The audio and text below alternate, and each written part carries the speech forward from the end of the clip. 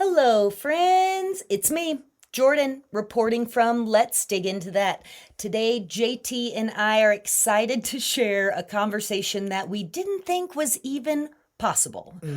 We're talking money, finances with an actual asset expert, and the thrilling punchline there's hope. Yes. There's support. We're going to share empowering, proactive opportunities to demystify the monies. I'm kind of pumped. Me too. And our guest today has such a personal connection to their passion.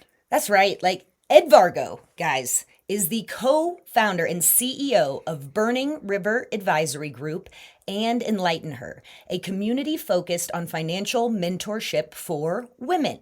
With over 20 years in financial services, Ed helps women navigate long term financial planning for all life stages, including retirement, college, and transitions related to divorce or death. His dedication is personal, as JT mentioned, inspired by his mother's financial struggles after his own parents' divorce. Ed is committed to empowering women to competently manage their finances and avoid similar hardships. He's a member of the Financial Planning Association and the Society of Financial Service Professionals. Ed is married with 5 daughters. Five daughters? Five. Five. I cannot wait for you to get all the Oh, details of man. this. Whom he has raised to be financially empowered young women. So without further ado, Love Ninjas, please welcome Ed Vargo.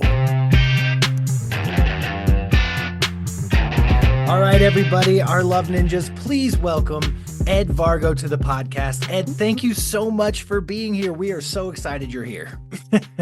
Thank you very much for having me. I'm excited to be here too. Of course, I got to get started right away. You have a different approach to what you do, working with clients and helping people with their finances, but you have this word that every time I was reading about you, empower, it just kept coming up. I want to know more about why that became your passion and your avenue. Like, why is empowering, and particularly women, become your focus? Yeah, well, how we got into this area of working predominantly with women really started from sort of my background. So, just to give you a little background about me and my personal life and how it bleeds into the financial world and my professional life, is that I'm the father of 5 daughters. And their ages are between five. I know it always catches people a little bit like, wow, that's a lot. It is a lot. And ages between 19 and 26 now. And so, when what was really interesting was when they were all really young. So we had 5 kids who were 6.5 and under. And so you can imagine if we were out and about, my wife and I are out about with this gaggle of girls running around, go to a mall or to a park, and there's just chaos around you, swirling all the time. Yeah, so I remember those days a little more fondly than when I was in them back, it was a mad dash at that point. But so I think of it like, and how does that affect my life today and the trajectory of our business and how I think about the world? Well, that's sort of the best of times. So it's like the sort of this idea, it was the best of times, it was the worst of times, right? So that old Dickens novel. And I think about my girls being the best of times. This is what, if you're financially empowered, if you're capable, what could you do with that? How can it transcend your life or help you get more out of life? So that's one side of it. On the other side, the worst of times was really dealing with my mother or my mother's situation, what she was dealing with when I was a kid. So my parents got divorced when I was probably around 12. And that process, of course, takes a while. And so we were embroiled in that sort of divorcing process, probably from age 9 to 12. And so my mom was an immigrant from South Korea. My father was stationed in South Korea during Vietnam, met her over there. They got married. My older brother was born in South Korea. And, she came to the United States. But when coming to the United States, it was a big language barrier. She's never, even to this day, has never been able to read the language, write the language, has never driven a Wow. car. And so imagine being a fairly young mother with 4 kids, and then the relationship didn't work out and they were getting divorced. And she really Yeah. didn't understand the divorce process. And there was certainly a language barrier and, how divorce goes. I don't think my dad was stepping up to the plate to tell her everything that was involved in that. So not to talk badly about the departed, but that's how it goes, in those relationships. And Yeah. so ultimately, what happened was that she had to give up custody of us 4 kids. She thought that was the best thing for her and for us, quite frankly, not really for her, but for us. She felt like she couldn't provide for us economically. She didn't have a job, or didn't have a steady paycheck, and was just trying to survive and make do, much less take care of four kids. And so, again, not understanding alimony rules and maybe being able to get some dollars, some economic empowerment or dollars of her own to take care of us or at least share custody, she felt that she had no other option but to give up custody of us four kids. And so, my advocacy for women really comes and flows from that. Like, I Yeah. feel a bit like she was, and I'm only guessing at this, but there's enough stories to go around, that she was taken advantage of, or her situation, the circumstances were certainly not to her advantage. And so she was left with, well, whatever she was left with, which was unfortunately giving up us for custody. So it wasn't just impacting her, but of course impacted us too, us four kids, Right. trying to think about our relationship with our mother. So that's a long answer to your It's Oh great. my goodness. I mean, what an incredible story, though. The emotional weight of, yeah, that upbringing, witnessing that firsthand. My heart is just, I'm holding your mom in my heart right now because Yeah.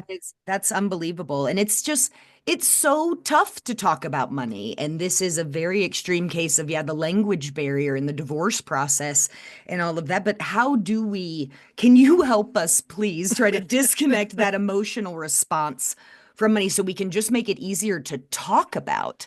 Like, how did you cross that bridge from your mom then to, yeah, those girls that you've got in your house?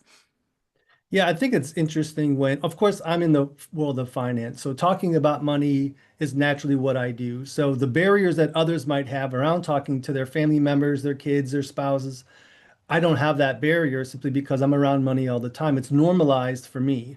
However, how do we take that mindset and then pass it down to those around us? And I think that idea of normalizing the conversation around money is just that. Just have the conversation. They don't have to be like financial advisor conversations, right? What I mean by that is you don't have to have a lot of technical financial knowledge to talk about money. As a matter of Hmm. fact, I mean, my kids, I probably, they're older now, so I have a little bit more technical conversations with them, but hardly ever did we ever have any conversation about per se money. We talked about money in front of them. We openly discussed or bantered about money, money decisions in front of our kids. And we never talked about money in a negative way in front of our kids, but we never shied away from that conversation. And it's okay to, if you feel like you're not comfortable in sharing how much money you make with your children, fair enough. You don't necessarily have to share Right. those details. But if you don't talk about money, you're not normalizing that conversation, and they're not having that conversation anywhere else. Exactly. Not at school. Yeah, No. home economics. I don't know if it's too soon to go there, but I'm thinking that might be under delivering. Big fan of education. And so, yeah, where are we learning this if not at the kitchen table and hearing families Well, talk about and it? it's such an emotional conversation. Like Jordan and I, we still struggle with the money talk of We're being. so excited to chat with Ed, and we got tense this morning. Yeah, I'll we say it. we talk about everything, but every time we bring up money, there's this extra tension, and it's just a sense of uncomfortableness. And I don't know if our society puts a lot of value on how much money you make and how you value yourself, but the emotional aspect of what goes into these conversations, you think just having the conversation and making it approachable can Normalizing be this. the solution. Well, it's certainly a big part of it, especially with kids. So it's very different when you're talking about two adults coming together, like you two talking about money is very different. The context of that conversation is very different. And the reason for this is, and you both said this up to this point, a couple of times now, that money's emotional, right? Yes. You bring emotion into the conversation, but money in and of itself isn't emotional, is it? I mean, it's an inert object. We Hmm. bring the emotion to it. And we bring the emotion to it because we have a history with money. We all have a history with money. How you grew up around money and the belief systems, or at least the way it was talked about, value systems were passed down that were infused by money. That's you carry with that with you today. And Hmm. so oftentimes what happens with two adults, right? So you're coming together in your life, you decide to spend your life together, or at least whatever that is. Then you get into the money conversation if you talk about it at all, which a lot of people don't. But it's going to be unlikely that you both come at it from the exact same place Right. because you probably have different histories, different experiences with money. And if your experiences are far apart, then that gap is pretty far apart, and your values and how you tie your values to money might be far apart. And again, your perspective around money. Again, imagine somebody who came from a very well-to-do family and someone who struggled her whole life, his or Right. her life, right? And you're looking at money from two very different lenses. And you might have the same goals in mind, but the emotions around the money and how you think about money, very, very different. And so fostering the conversation isn't enough. It certainly is the most important starting point. But with kids, the thing about kids is they don't have emotions around money. They don't know any better. So Mhm. if you could get to them early, if you could start to infuse or at least give them some guidance and some context and perspective around money, you have a chance of sort of building that value system and helping them build the right mindset around money right from the start. Of course, if you have a bad mindset around money, I guess you'll infuse a bad mindset around money, right? So as parents, now you hope, and I'm making an assumption here, that the parents are trying to do the right thing and trying to instill good values when it comes to money and a good context and perspective from which to view the world. But if you can do that earlier in life, a huge leg up for your kids. And that's why, in fact, Burning River, you mentioned Burning River, or maybe you didn't, but that's my We wealth did. management business. But we Yes. started a sister company called EnlightenHer, which is a financial coaching and education company for women because well, the way we engage with the public is very different. With a company like Burning River, we might be able to only work with a couple hundred households. So it's Hmm. more for someone who's made their wealth, they've made their money, they want to make sure they're holding on to it, being smart with it. So they're at a more advanced stage. But at best, we might be able to work with a couple hundred households. That's not that many. And so we created this other organization, which is, I would say, more, I wouldn't say it's philanthropic, but it's more from an advocacy lens where we're trying to get the word out to a larger audience, whether you're starting out, starting over, just getting going. How do you build the right mindset around money? Right. How do you get engaged with it at the earliest stages, whether you're a mom talking to your daughter or son, or a father talking to your son, or vice versa, um, or just doing it for yourself? How do you get this thing going? Right. You don't have to wait until it's blown up and you are at that restart and things have fallen apart. You do offer services because I loved on the Enlighten Her how it's using it as a tool to build the life you want, as opposed to how do I just get a grip? How do I survive this money? Yeah, management. So I think that's so there's, yeah, what's your age range then from Enlighten Her? Your youngest daughter or son, your youngest client that's hearing this great information to your Well, eldest? yeah, from our perspective, we think about it from that young woman who's in her first real job, Mhm. right? If you can get to that person, that really was the genesis of the idea for me. It was like I looked at my kids and how they think about money. Again, my youngest is now 19 and the oldest is 26, so pretty young in the grand scheme of things. And I looked at them and how they think about money, how they talk about money. And then I looked at and compared that to their peer group and Mhm. listening to those conversations because our house is like the gathering house. So I hear all this chatter about money, and they do want to talk about the girlfriends. They and my kids tell me like we want to know about money. We just don't know how to find that information. They have no Right. idea where to go get it. They're not having these conversations with their parents. And so from the earliest ages, right out of, first real job all the way on up for as long as you're around, that's Mhm. really what we think about from an Enlighten Her. It really is. It's never too late and it's almost never too early to get started, at least thinking about things the right way. Exactly right. And I So feel that the women do probably the chatter. I love that your household is the hub. That just brings me so much joy. And I feel that our interpersonal relationships, we might talk about it more as like JT kind of brings that perspective of my value is so tied into my paycheck, perhaps on how I'm perceived, with my peers in that context, that I think, yeah, it's where do we get that information? And so I love that the age group of let's not wait till it is where we're like, oh, shoulda, coulda, woulda, that 5 years ago. Well, and it also sets up folks as you make these big life changes, like marriage. I think about when you get someone in their first job and then you approach this big life event of marriage and how you're going to handle it financially. I think the biggest question that most people run into is how do you handle your finances in a marriage? Is it, To do you keep them combine or separate? not Do you combine. combine? Do you have advice for that? Or what would you tell your girls if they're entering that stage of their life? Well, that's talking to my girls might be a little different than when I tell the general public. Sure. Fair. What I mean Fair by enough. that, obviously, I'd be a little more assertive with my kids, Uh-huh. because we have a history around money, right? That's why it would be a different conversation. But that aside, if you're, a couple coming together and you're starting to, you're going to get married as an example, you need to have a conversation about money. Okay, it's like, well, how do you have that conversation about money? I think it's a matter of maybe just getting to the point of, are you comfortable talking about money? That's the first place I'd start. Are you okay Okay. with this discussion? And if neither of you or one of you is more comfortable than the other around money, it's important to acknowledge that, because the one who's less comfortable around it's probably not going to engage as much, might be more likely to just let it go and Mm. not engage, or more prone to maybe getting steamrolled by the other party, intentionally or not. So it's a really big conversation to get started. And then I think the best thing to do is just, even before you start talking about money, right? We can back into that conversation. Talk about values. What do you really value most?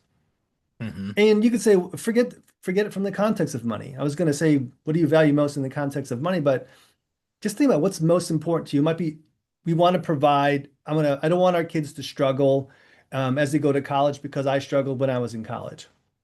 Okay, fair enough. That means, but most importantly, there is about providing a pathway for college. So education is important to you. So you start talking about that. You start talking about, how long do you want to work? Do you want to work forever? Do you want to stay at home and raise the kids? Do you want to take a break to raise the kids? Or what does that look like? What are your values around family and being at home or not at home? Because that's a huge discussion and a huge Yeah. decision along the way. What's important to us? Is it important to have a really big home that our kids can like spread out in? Is it more important to have experiences than maybe a bigger house? So would we be willing to give up a larger home to be able to go travel more with the kids? Would we be willing to give up maybe a luxury, an automobile or a new car to be able to educate our children? Right? So those are values-driven conversations. Money does tie into it, but you're not having a money conversation. You're trying to get on the same page with values first. What's really important to us as you start to look out on the future of your life, kind of like future casting, what's happening in my life in the future. Then you work backward from there. And the lens I would look at is to say, well, can we rank order these goals or these values? And if we had to give up one or the other, we're going to start to get a hierarchy here. And then you Yeah. can work backward from there and say, do we have enough money to do all these things? If you do, great, do them all. Where's For the like wiggle? most folks, you don't, right? Especially when Yeah. Sure. you're younger. When you're Right. young, you're Yeah. poor, you have student loan debt, you haven't made that much money because you don't have that much experience, et cetera, et cetera. And so chances are you're gonna have to make some compromises. It would be helpful to know what's most important to you. And so then you can look at the least important thing and say, that's the thing we're going to compromise first. Are you starting out or starting over with your finances and feeling overwhelmed? At EnlightenHer, they believe financial coaching should be different, not condescending, not confusing, and definitely not built for someone else's life. Their money and life coaches get it. They'll meet you where you are, whether you're building from scratch, bouncing back after divorce, or simply ready to feel in control. Because your financial education shouldn't make you feel small, it should make you feel powerful. With EnlightenHer, you'll go from insecure to empowered, from unsure to unstoppable. Ready to take the first step? Visit EnlightenHer.com to learn more and grab your free guide. Starting out strong or starting over strong. Because when women understand money, we change everything. I love your values first approach. That makes a lot of sense to be able to prioritize what's important to you first, and then you look at what you can afford. Because the compromise, you're right, the framework of reality is where JT and I obviously struggle of that, where, we want to just keep adding to that list of the big dreams. But yeah, that goal setting. I'm curious, is first date where we should just hash this out, like bring a 401k, printout, because it's such a beautiful reference to your relationship as a whole. What a great inspiration to not talk about money, but use it as the impetus to get to know your partner in that capacity with such clarity, Right. too. But are there some, I'm feeling like myths, money myths that have probably hornswoggled me for my four Yeah. decades here. Are there some money myths you can help us bust while we have you here? Sure. And we do have on the website, again, our business is predominantly geared toward women and how women think around money. And so if my answers tend to skew toward the female perspective, well, there's why. But there are definitely plenty of money myths out there. And I think one is that if we talk about, it's taboo to talk about money. And this is more prone, women are more prone to this than men by far. And it's a taboo, it's uncouth. It's not ladylike to talk about money or to want money or desire money or go after money. All of those negative connotations that we associate with money, huge myth, holds people back from engaging with money. And it becomes an easy out, by the way. I think it's easy to say, oh, I don't have to learn about money because it's uncouth to talk about money. Yes, And that's so we correct. tell ourselves these little stories to make our, I would call it suboptimal behavior, to make that acceptable. Because if I'm being virtuous by saying it's really uncouth to talk about money and to make it an important area of my life, it gives me permission. I've given myself permission to not engage with money, to not learn about money, to give it up to somebody else. And that's what happens a lot in relationships is that the woman tends to step back and the man steps forward. And that's a two-step approach. Instead of both being on the same level, the man steps forward, so he's ahead, and the woman steps back. Now she's two steps removed from the man. And in a divorce situation, if things go poorly, then there's a huge gap between the knowledge that the man has and the knowledge that the woman has. My mom was in that situation, Yeah. in her case, right? And that happens a lot today still. I mean, not to that extreme, I don't think, but it happens a lot, even in households where the woman makes more than the man, where the woman steps back on the big ticket financial decisions and the man steps forward. And I think that is, and I think it's harmful in the worst cases, in those, so divorce cases, but it can be harmful just in general because there's the ability or the inability to be an active participant in those big ticket decisions, which have an impact on the decision making of your life. Again, like going after engaging in life in the way you want to engage with it. So, as an example, I've seen this a lot where a widow will look at her accounts and say, "Oh my gosh, I can't believe we had all this money." I've been told for the last 25 years of my Been life by skimping. men, Yes. right, that we can't afford it. We can't afford it. Now, and you have plenty of In money. the So, dark, completely. right.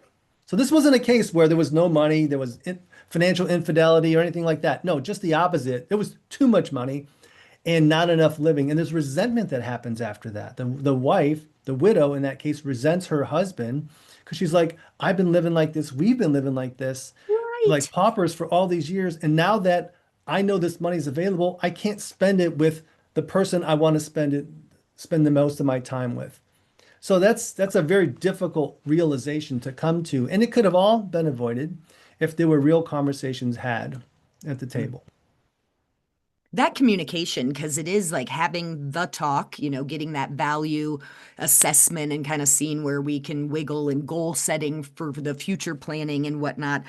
It is like, when do you revisit that conversation? Because I feel like as a couple, as a family, where it's like, okay, we're good. And then at some point, we had it once because it was uncomfortable and we powered through.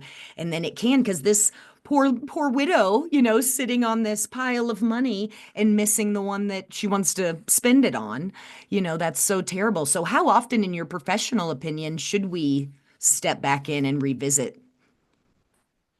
Right. Well, I think we should be engaging with our money on a regular basis, not periodically. So when I say what is a regular basis, what does that mean? It's a bit of a personal choice, but I think what happens is we get so wrapped up in the day to day, or we don't like looking at our money stuff. It's not the most enjoyable thing. Again, particularly for women, women tend to have a larger aversion to the money stuff than men do. And there's a lot of reasons for that, which we won't necessarily get into right now. But if I were, the way I think about it is certainly once a year, you want to do a restatement of values, so to speak. That sounds very sterile. I don't mean to say it in that way. Very corporate restatement of values. Put it on the calendar. Yeah, no, it's a great time at New Year's. Mhm. New Year's resolutions is just to go back and look at your list. It shouldn't be a very long list. Just Mhm. revisit your list, have coffee one morning or late at night, and just start talking about your life, what the next year is looking like. Are these things still important to us? It doesn't have to be a long, drawn out conversation. Have our values changed at all over the year? Because values can sometimes shift and morph based upon circumstances. Are we in a different position financially today than we were a year ago? So we should be making different financial decisions accordingly. I think that would be an easy one. Once a year for New Year's, sort of New Year's resolutions. And I like doing like a mid-year resolution just in Yeah. general. Because what happens Mhm. is like you make these New Year's resolutions, and then if you're like most folks, by March, a lot of them have gone to the wayside or we kind of forgot about them. It's Mhm. good to do a reset at the middle of the year and just say, hey, how are we doing on these things? And just make it a normal part of the process. So around the 4th of July, you have some time off. Hey, let's grab coffee. Let's go grab dinner.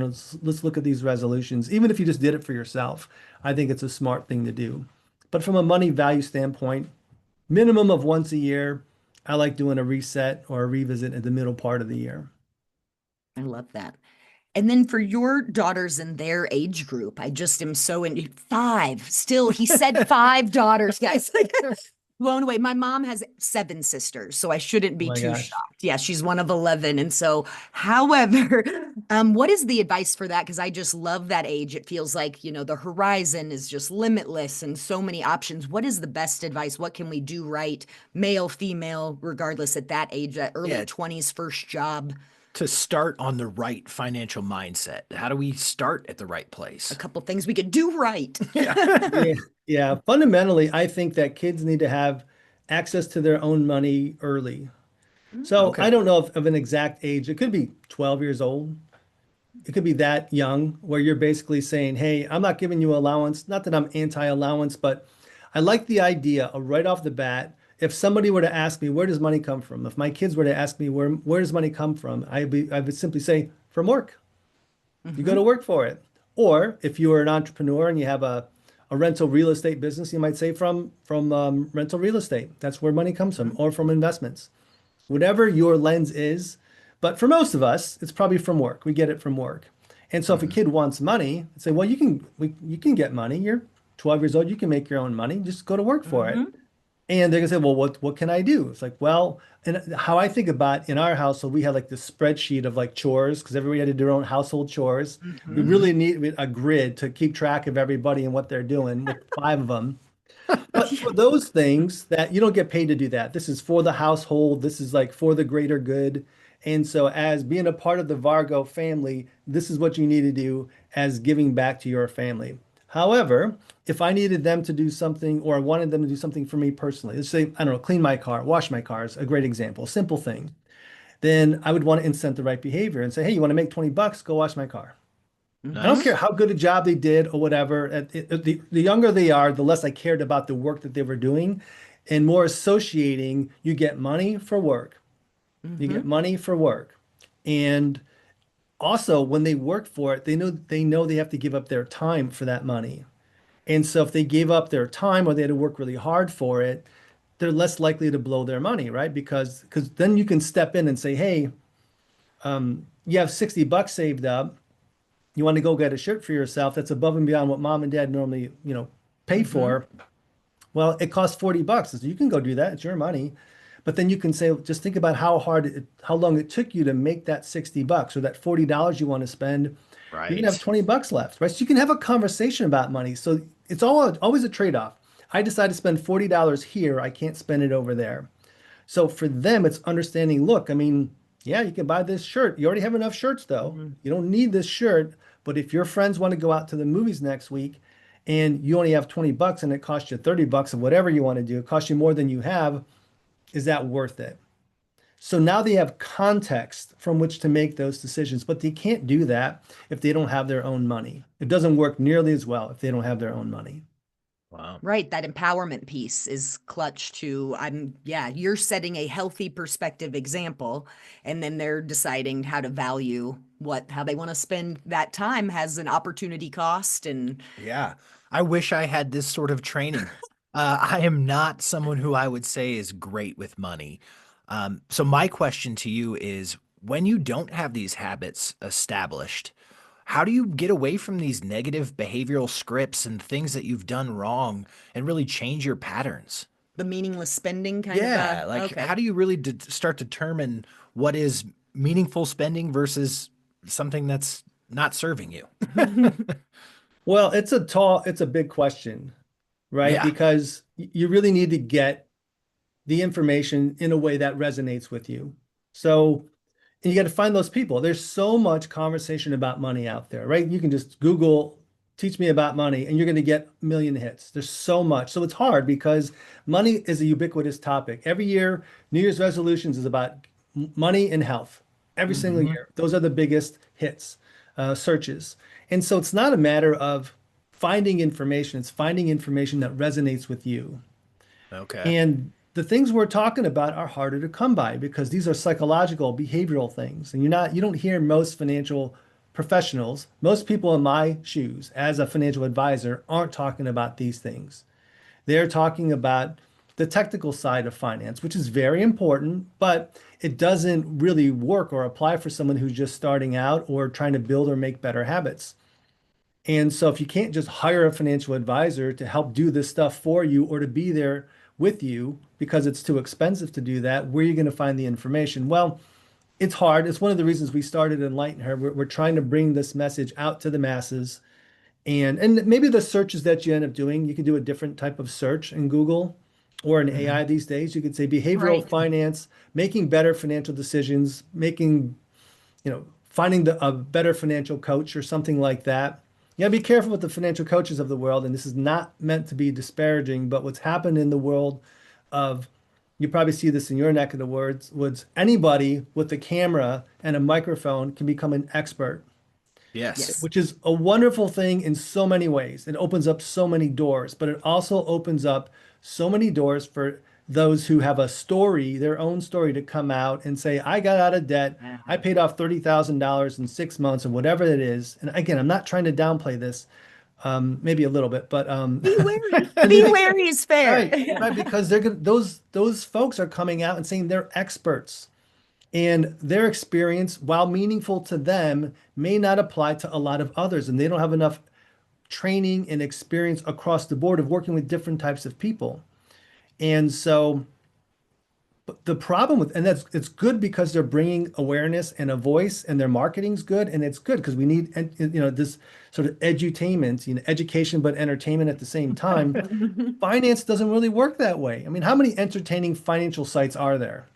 Can you name any? Good point. Yeah, Good point. yeah. So, I mean, so on one hand, it's good because those folks are bringing awareness, but those with the credentials who are in the field doing the work for a lot of years, they're not doing that. Like most of my peer group, most of the other wealth managers out there, 25 years of experience, CFP, all the bit, right? All the credentials who know what they're talking about and can back it up. They're not out talking to the masses. They're really not because they're too busy running their businesses Mhm. and make enlighten her. We've been doing this for a little while now. Doesn't make any money, right? We Doing hope at great some work. point, it breaks even, and we do good work. So my point is just that's a big barrier to entry for those with credentials, and so it is hard. To your point, JT, how do I find this information? If you can find a few folks, just a few, one, two, three. Um, I for lack of a word, experts or just people whose message resonates with you, follow them, but don't take their word as gospel. Second opinion, doctor, medical moment. Just like trust but verify, that old Ronald Reagan quote, trust but verify. And over Right. time, you give yourself enough time with them. And we tell this to our clients too. It's like, don't take my word for it. I think about I've got to earn your trust. I have to earn your respect. And every interaction we have is I'm making a deposit into the trust bucket, Mhm. right? Hmm. I'm depositing into this trust bucket. And once I get that Banking trust bucket yeses. filled, then the relationship blossoms because you don't have to double check me. You don't feel like you've got to be prudent, and you can trust me at this point because we've been together enough and I've earned that right. And we can be a little too trusting on social media and other just because somebody says they're an expert. So find the right sources and then put it into practice, but you can go slow. You don't have to learn this stuff overnight. Sure. Right, Yeah. because it is so conflicting that I love the edutainment where it is helping to normalize because it was so just that defeating where it's like I'm under it, the money has won, there's no way out, and there was none of that available. And so to at least be like, huh, they might not be doing it right, but I'm intrigued to do a little more digging to figure out how. And so the fact that, yeah, there is a little Me Too moment of like we've all been in a most of us I should say have all been in that corner where yeah things get a little hairy for a moment. And so I do think, should we get on the fun? I Let's want to do it. know. I mean, we've been very serious. And so I do want to ask about your fun money, Ed, because I think yeah, what do you, just for fun? I know you've got this big family, but what do you spend your fun money on out of curiosity? And any influence over how you tried to set that value kind of momentum with your girls? Do you have any influence over their fun money? Probably not at this point. Well, I not directly, right? So we don't take direct control over their money. It's their money. They're empowered to spend their money however they want. And, as parents, our job, we always thought of this is how I thought of it. I thought that kids were just adults in training, right? Yeah. And so what that did for us, it put us in a position of like, think if you were a trainer and you were responsible for molding this individual, like a trainee.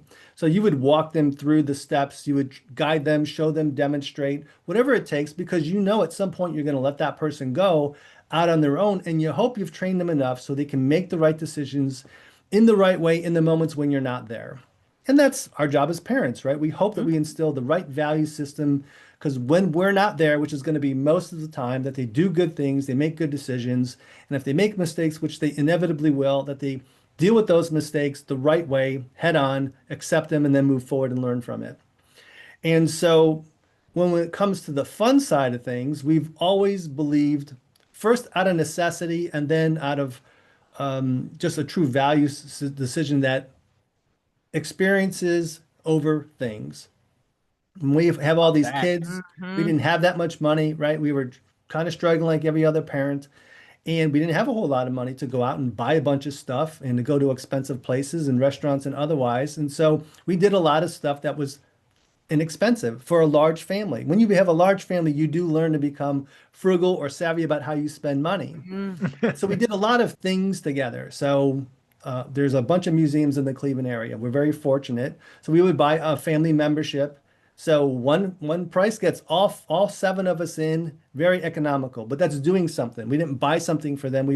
We did something together. Doesn't cost anything to go on a hike, to go on a bike ride, to go swimming, right? So we're a very active outdoors family. And then when it comes to some things that cost money, we see a lot of movies together. So we're like a big movie family. So you go to a matinee. We would smuggle in like food and stuff like that, right? Because that Oh, stuff is yeah, really Absolutely. expensive. Yeah. Yeah, we did all those things, right? Kids, like, we're teaching them to be industrious, right? there you go. I love it. And then today, the way we carry that forward is we still prioritize experiences over things. As we've earned a greater level of affluence, we have more disposable cash. We've still maintained that same posture. So the things that we do are a little bit nicer now than they were then. We do a lot of travel together. We actually see a lot of concerts together as a family. So I don't know how Nice. many of our, no, I'm 52. I don't hear a lot of my kids' friends saying, "Oh, we went to this concert with our parents." So Mhm. but we're trying to keep the family together and we have to do things that they want to do, right? So yeah, so we just do a lot of stuff together like that. That's And I'm kind of the family planner when it comes to those types of things. So Nice. concerts, travel, sporting events. I mean, we do a lot of things together. We were on a hike yesterday for Mother's Day, which again cost nothing. So That's wonderful. Love yeah. it. We call that baller on a budget. That's what we Baller on say a in this. budget. That's our house. Get creative. And again, I don't want to steer us away from fun, but this question's been living inside of me, just thinking about our listeners. Do you have any advice or like a one tip or just something significant for those who carry a lot of debt? Well, I mean, debt is an emotional thing. It's Sure very is. hard. It's like, because debt, you can get into debt real fast and getting out real quick. The bad stuff can happen quickly. The good stuff takes time, Mm. right? I mean, I think we see that in all health wise, you can get into bad health very quickly. Getting into good health takes a long time. Debt is definitely the same way. And so I think the one thing about that is that there are very few quick fixes, which can be defeating. But I think just acknowledging that and say, look, this is going to take me some time to figure this out, but you will, and it's worth Right. it. It is absolutely worth it to get good at this and get that under control, even if it takes years to get it done. But you have to have a plan, a real plan for doing so. And so the real plan means, well, identifying what got you into debt in the first place. What was the catalyst? Got to be brutally honest with yourself. People have a hard time doing this. They say things like, oh, well, we had medical expenses that came up, which might be true. And it might be part of, but if you had $2,000 of medical expenses and you have $18,000 of credit card debt, it's not the medical expenses that caused the problem. So we No. do that. We parse this out, and we sometimes are protect. We're trying to protect our ego, right? Because it's hard to look at ourselves and say, "Man, I really, Messed up. messed this up." Right. But don't have shame. Don't have embarrassment around it. Acknowledge it. Forget all those emotions. They're not helpful.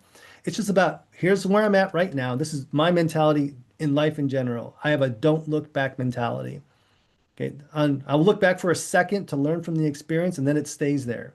So there's no regret. There's no like, there's none of those emotions weighing me down from making the next best decision because that's all I'm focused on. What's the next best decision I can make?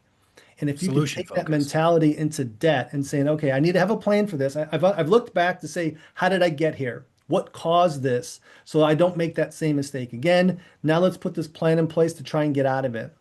And it may take a little bit of technical know-how. There's tons of like financial or debt reduction calculators out there online. There's a bunch of different methods from like the highest interest rate method to the snowball method. Look those up. I think that helps to identify having a plan, and then having an accountability partner, I think is really, really important. And an accountability partner is somebody who understands you, understands what you're in, who you respect, who will tell you like it is, but with a healthy dose of empathy, but not too much empathy to where they allow a bad pattern of behavior to persist. Mhm. So that person's a special person. Yeah.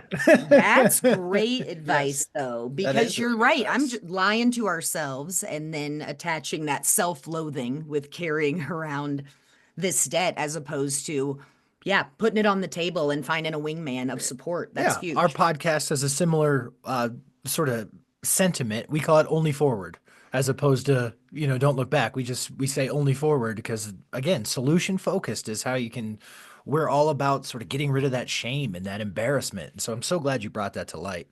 I do want to bring it back to fun because we are running a little bit out of time. We sort of asked our end question of what you do with your fun money, I couldn't and resist. and I you, couldn't you resist. answered with concerts with your girls. Got to know best concert you've seen recently. Oh, good one. Best concert. We took them all to see Bruce Springsteen. What? Yeah, There you yeah. So, go. Huh? Wow. so leading up to that, they know some of his music, but they don't know a lot of it. So I put together a playlist on Spotify. So I was like, you got to listen to this. Perfect. And then I was like, you guys have to see this man in concert. And What? he lived, 3 hours, no opening act, start to finish. And the kids still talk about that Delivered. all the time. They talk about that Wow. and they talk about him like that guy's crazy. He's ripping off his shirt and he's ripped and he's 70 years old and 3 hours long. So that's Yeah. Good that one immediately parenting. That's springs to mind. Yeah. that's awesome. Did you know that they tried to give Bruce Springsteen a rest stop in New Jersey and he turned it down and told them I'm born to run? Yeah. That's a real story, by the way. Yeah. Is that right? Yeah.